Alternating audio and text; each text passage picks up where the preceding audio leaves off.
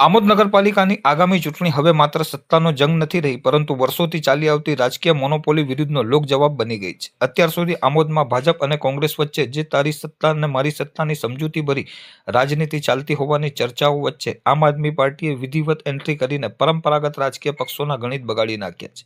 મામલતદાર કચેરીએ ઉમટેલ સમર્થકોની ભીડ સાક્ષી પૂરે છે કે આ વખતે આમોદમાં જનતા પક્ષ નહીં પણ વિકલ્પ શોધી રહી છે. ચૂંટણીના મેદાનમાં ઉતરેલ આમ આદમી પાર્ટીના ઉમેદવાર રિયાઝભાઈ રાણાએ સ્થાપિત હિતો પર સીધા પ્રહાર કરતા જે કડવું સત્ય ઉચ્ચાર્યું છે તે આખા નગરમાં ભારે ચર્ચાનો વિષય બન્યો છે. તેમણે ખુલ્લેઆમ આક્ષેપ કર્યો છે કે ભાજપ અને કોંગ્રેસના નેતાઓ સત્તામાં હોય ત્યારે એકબીજાની મામા ફોઈ કે માસીના દીકરા બનીને રહે છે અને પડદા પાછળની આ સાઠગાંઠમાં આમોદનો સામાન્ય નાગરિક પાયમલ થઈ રહ્યો છે. આ આકરા શબ્દોએ વર્ષોથી રાજકીય વગ ધરાવતા નેતાઓને વિચારતા કરી દીધા છે.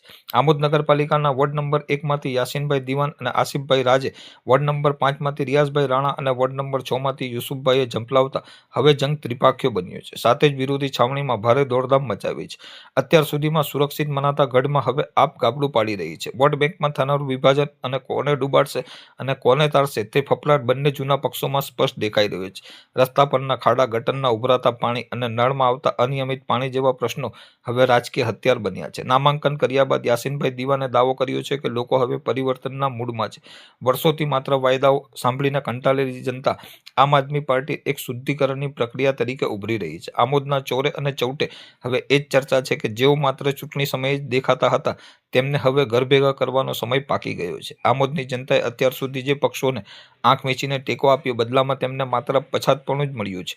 આપના ઉમેદવારોએ આ ચૂંટણીને વિકાસ વિરુદ્ધ વંશવાદ અને કામ વિરુદ્ધ કાવાદાવાની લડાઈ બનાવી દીધી છે. આમોદ પંથકમાં અત્યારે સૌથી ગરમ ચર્ચા કોંગ્રેસની ખખડધજ હાલત અને તેના આંતરિક વિખવાદની છે. નગરના ખૂણે ખૂણે એ જ વાત ચર્ચાઈ રહી છે કે કોંગ્રેસ હવે કોઈ સામે લડવા લાયક રહી નથી, કારણ કે પોતે જ પોતાના નેતાઓના અહમ અને લડાઈમાં કમજોર પડી ગઈ છે. ઇતિહાસ ગવાહ છે કે ગત ટર્મમાં પણ મેન્ડેટની વહેંચણીમાં થયેલ જૂથબંધીના કારણે કોંગ્રેસ સત્તા ગુમાવી પડી હતી. આટલી મોટી હાર પછી પણ કોઈ બોધપાઠ લેવાને બદલે પાર્ટી હાઈકમાન્ડે સૌથી મોટા અને આઘાતજનક નિર્ણય લીધો છે. જે દિગ્ગજોએ પોતાની નારાજગી અને સ્વાર્થ માટે કોંગ્રેસને ઘર ભેગી કરી હતી, જેમના કારણે પાર્ટી સત્તામાંથી બહાર થઈ હતી, આજે એ જ જવાબદારોના હાથમાં આખા સંગઠનની કમાન સોંપવામાં આવી છે. કોંગ્રેસના આ આત્મઘાતી પગલાથી પંથકના બુદ્ધિજીવી લોકો અને જાગૃત મતદારો પણ અવાક છે. લોકોમાં સ્પષ્ટ ચર્ચાઓ ચાલી રહી છે કે જો ગત વખત ડૂબાડનાર સુકાનીઓ જ ફરી વહાણ ચલાવશે તો આ વખતે પણ અંદરો અંદરની લડાઈ પાર્ટીને મોટું, કદાચ છેલ્લું નુકસાન પહોંચાડશે. આમોદમાં હવે કોંગ્રેસ એક હારના ભયથી ધ્રુજતું સંગઠન બની ગયું છે, જે પોતાના જ કુવાના બાવરથી ડરી રહ્યું છે. આમોદ નગરપાલિકાની આ ચૂંટણી હવે માત્ર સત્તા મેળવવાનો જંગ નથી,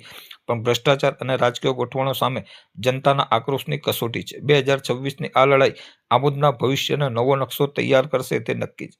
હવે જોવાનું એ રહેશે કે આમોદની સમજદાર જનતા વર્ષોની સાઠગાંઠ તોડવામાં સફળ રહે છે કે કેમ. जब तक तोड़ेंगे नहीं तब तक छोड़ेंगे नहीं। મેં વોર્ડ નંબર 1 માંથી આમ આદમી પાર્ટીમાં ઉમેદવારી નોંધાવી છે ને વોર્ડ નંબર 1માં પ્રજાને ખબર જ છે કે યાસીન દિવાન પ્રજા માટે કેટલો દોડેલો છે ને મને પ્રજા પર વિશ્વાસ છે. દરેક સમાજના લોકો પર મને વિશ્વાસ છે કે મને જંગી બહુમતીથી જીતાડશે ને મેં આશા કરું છું દરેક સમાજના લોકો માટે ગમે ત્યારે જરૂર પડે અડધી રાતે પણ તો મને ફોન કરો યા તમારા ઘરે દરવાજો ખખડાવો. મેં અડધી રાતે તમારા માટે કામ કરવા તૈયાર છું. કયા મુદ્દાને લઈને આમ આદમી પાર્ટી આજે મેદાનમાં ઉતરવાની છે? દરેક મુદ્દાઓને લઈને ઉતરશે. કચરાનો બાબત હોય, પાણીની બાબત હોય કે ગટરની બાબત હોય. મેં 5 વર્ષ સુધી નગરપાલિકામાં એટલા ધક્કા ખાધા છે. ભાજપના લોકોને કીધું છે કે ચાલો અમારું કામ કરો, પણ કોઈ અમારું કામ કર્યું નથી. જ્યારે અપક્ષના લોકો ત્યાં બેઠેલા હોય, બંને ભેગા મળીને બેઠા હોય, ત્યારે બી અમે કહીએ છીએ કે ભાઈ અમારું કામ કરો, અમારી ગટરો છલકાય છે, કચરાના ગાડી નથી આવતી, તો પણ અમારું કોઈ સાંભળવા તૈયાર નહોતું. એટલે મેં આજે આમ આદમી પાર્ટીમાં ફોર્મ ભર્યું છે ને મને વિશ્વાસ છે મારી જનતા પર કે મને જંગી બહુમતીથી જીતાડશે.